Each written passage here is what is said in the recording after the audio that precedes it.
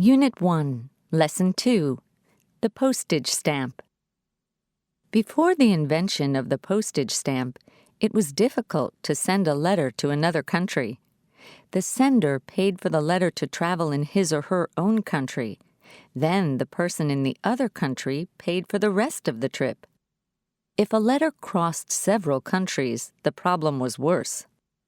Rowland Hill, a British teacher, had the idea of a postage stamp with glue on the back. The British Post Office made the first stamps in 1840.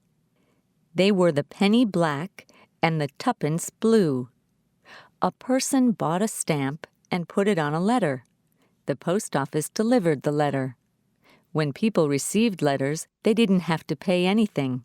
The postage was prepaid.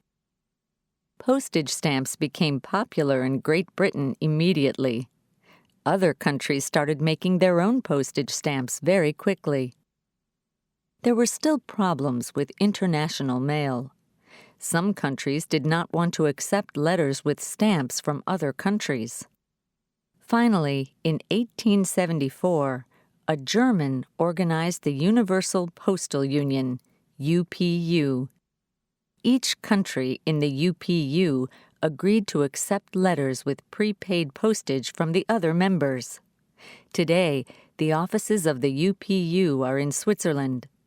Almost every country in the world is a member of this organization.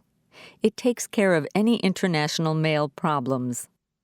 Today, post offices in every country sell beautiful stamps.